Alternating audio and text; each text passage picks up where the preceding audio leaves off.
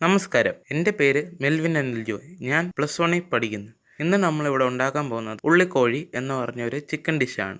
ഇത് കപ്പ, ചോറ്, ചപ്പാത്തി, പൊറോട്ട, നാൻ എന്നൊക്കെ കൂട്ടി കഴിക്കാൻ നല്ലൊരു സൂപ്പർ ഡിഷാണ്. ഇനി നമുക്കിത് എങ്ങനെ ഉണ്ടാക്കുന്നത് നോക്കാം.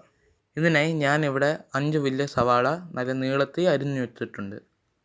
അടുത്തത് ഞാനിവിടെ എൻ്റെ എരിവനുസരിച്ച് ഞാൻ മുളക് പൊടി എടുത്തിട്ടുണ്ട്. നിങ്ങൾക്ക് നിങ്ങളുടെ ഇഷ്ടത്തിനെടുക്കാം. പക്ഷേ ശ്രദ്ധിക്കേണ്ട കാര്യം അതിൻ്റെ 4/1 മഞ്ഞൾപ്പൊടി എടുക്കാം.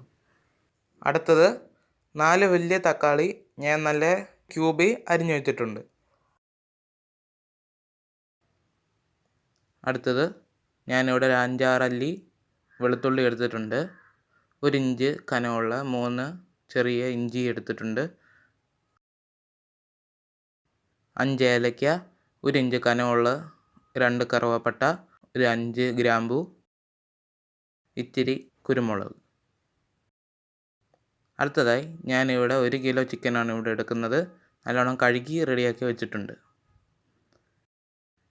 ഇനി നമുക്ക് ഈ മസാലയും സ്പൈസസ് എല്ലാം ഇട്ട് മിക്സിയിൽ കുറച്ച് വെള്ളം ഒഴിച്ച്, അധികം വെള്ളം ഒഴിക്കാതെ തിക്കായിട്ട് അരച്ചെടുക്കണം. ഇനി നമുക്ക് ചെയ്യേണ്ടതെന്ന് വെച്ചാൽ ഒരു ചട്ടി വെച്ചിട്ട് നമുക്ക് ആവശ്യത്തിന് എണ്ണ ഒഴിച്ച് നമുക്ക് ഈ ഉള്ളി നല്ലോണം ഫ്രൈ ചെയ്തെടുക്കണം. ശ്രദ്ധിക്കേണ്ട കാര്യം, ഞാനിവിടെ എൻ്റെ ഫസ്റ്റ് ബാച്ച് വറുത്ത ഉള്ളി നല്ലോണം മുരിച്ചും എടുത്തിട്ടുണ്ട്. പക്ഷേ നമ്മൾ അത്രയും മുരിക്കേണ്ട ഒരിക്കലും ഒരു ആവശ്യമില്ല.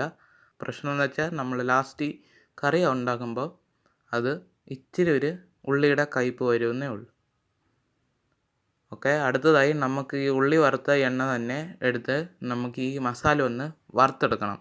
എണ്ണ തെളിയുന്ന വരെ ഒന്ന് വറുക്കണം.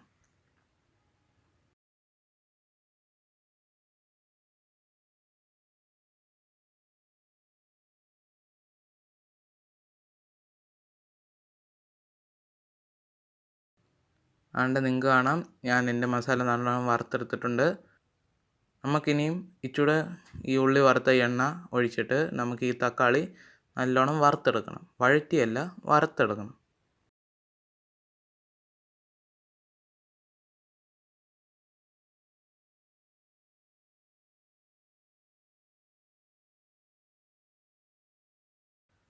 ഓക്കെ, ഇത് വഴന്നു വന്നപ്പോൾ ഞാൻ എൻ്റെ തക്കാളി നല്ലോണം സ്മാഷ് ചെയ്തിട്ടുണ്ട്. എനിക്ക് വേണമെങ്കിൽ സ്മാഷ് ചെയ്യാൻ, പറ്റുമെങ്കിൽ അങ്ങനെ തന്നെ കിടന്നാലും കുഴപ്പമൊന്നുമില്ല.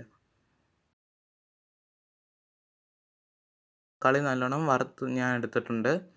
ഇങ്ങനെ പോലെ വറുക്കണം. അത് കഴിഞ്ഞിട്ട് ഈ മസാല വറുത്തെടുത്ത പാത്രത്തിലോട്ട് തന്നെ നമുക്ക് തക്കാളിയോട് ഇടാം.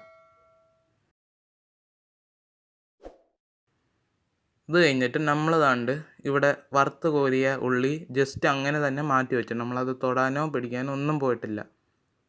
ഇത് കണ്ടോ, അങ്ങനെ ഇരുന്നുകൊണ്ട് നമുക്ക് ഇത് നല്ലോണം ക്രിപ്സായിട്ട് കിട്ടിയിട്ടുണ്ട്. ഇനി നമുക്കിത് കൈ കൊണ്ട് നല്ലോണം ഞെരടി പൊടിക്കണം. ഇതെല്ലാം പൊടിയണമെന്നില്ല, ചിലതൊക്കെ പൊടിയാതെ എടുക്കും. എന്നാലും കുഴപ്പമില്ല, പറ്റുന്നതൊക്കെ നമ്മൾ മാക്സിമം പൊടിക്കണം.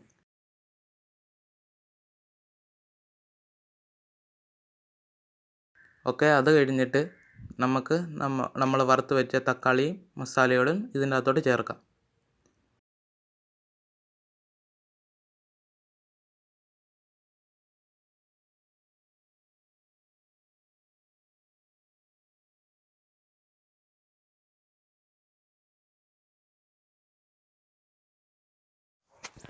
ഓക്കെ, നമ്മളിനി ഇവിടെ മിക്സ് ചെയ്ത് വെച്ചേക്കുന്ന ഈ മസാല എല്ലാം നമ്മൾ ഈ ചിക്കൻ്റെ അകത്ത് ഇടണം.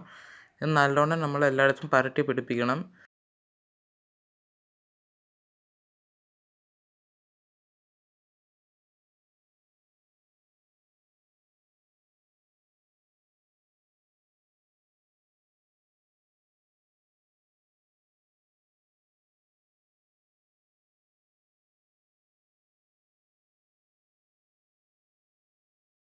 ഇതിനി ഒരു 30 മിനിറ്റ് മിനിമം അത് വെക്കണം.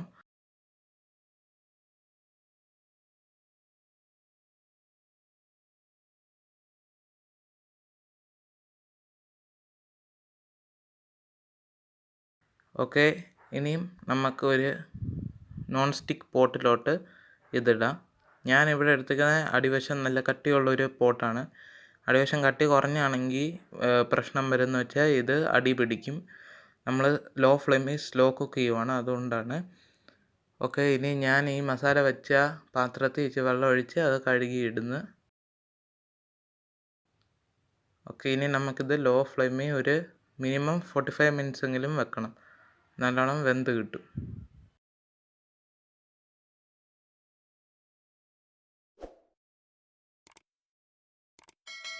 ഓക്കെ, നിങ്ങൾക്ക് ഇനിയിപ്പോൾ ഇവിടെ കാണാം നമ്മളുടെ കറി റെഡി ആയിട്ടുണ്ട്. എണ്ണ എല്ലാം വെളി തെളിഞ്ഞു വന്നിട്ടുണ്ട്. ഇങ്ങനെ ആകുമ്പം കറി നമുക്ക് ഓഫ് ചെയ്ത് വെക്കാം. അപ്പോൾ നമ്മളുടെ ഉള്ളിക്കോഴി കറി റെഡി ആയിരിക്കുന്നു. ഞാൻ ഇന്നത് കപ്പയുടെ കൂടെയാണ് സെർവ് ചെയ്യുന്നത്. എല്ലാവരും ഇത് ട്രൈ ചെയ്യണം. ഇത് വളരെ നല്ല ഡിഷാണ്. ഇത് എല്ലാവർക്കും കഴിക്കാൻ പറ്റുന്നതുമാണ്. നന്ദി.